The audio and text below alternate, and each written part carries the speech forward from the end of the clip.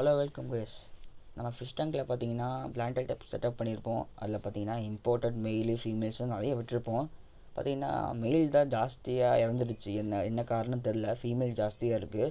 நம்ம பார்த்தீங்கன்னா கடையில் போய் ஒரே ஒரு மேல் 2 ஃபீமேல் வாங்கியிருந்தோம். மேல் தான் நிறைய வாங்கலான்னு போனோம். பட் எங்களுக்கு டைம் மேல் கிடைக்கல. அதனால் 2 ஃபீமேல் ஒரு மேல் வாங்கியிருக்கோம்.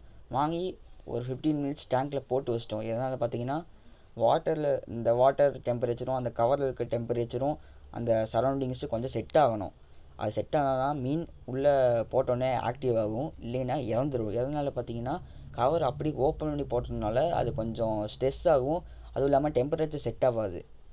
அதனால் பார்த்தீங்கன்னா நிறையா மீன் இறந்துருக்கு. அந்த மிஸ்டேக் பண்ணக்கூடாதுன்னு தான் நான் போட்டு வச்சிட்டேன்.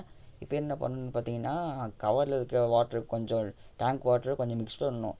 அப்போது அந்த வாட்டர் உள்ளே போகும்போது கொஞ்சம் டெம்பரேச்சர் கரெக்ட் ஆகும்.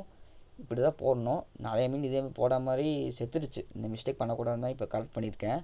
பார்த்தீங்கன்னா 2 ஃபீமேல் இது இருக்கும். இப்போ ஃபஸ்ட்டு வர்றது பார்த்தீங்கன்னா 2 ஃபீமேல் வரும். அதுக்கப்புறம் பார்த்தீங்கன்னா இது ஒரே ஒரு மேல். இந்த டெய்ல் பெருசாக இருக்குது. இதனால தான் மெயில் கண்டுபிடிச்சோம். ரொம்ப கஷ்டமாகிடுச்சு. நம்ம டேங்கில் பார்த்தீங்கன்னா சின்ன சின்ன பூச்சி இல்லை ஃபாக்ஸ் டெயில்னால். இப்போ இந்த ஃபாக்ஸ் டெயில் அதை கண்டிஷன், அதாவது ஃபாக்ஸ் டெயில் ரொம்ப வாடுற டைம்னு போச்சுன்னா அந்த ஃபாக்ஸ் டெயில் வாடி அது ரொம்ப மெல்லிஸாக போய் அதுலேருந்து சின்ன சின்ன பூச்சி பார்த்திங்கன்னா இருக்கும். அந்த ஃபில்டரில் பார்த்திங்கன்னா தெரியும்.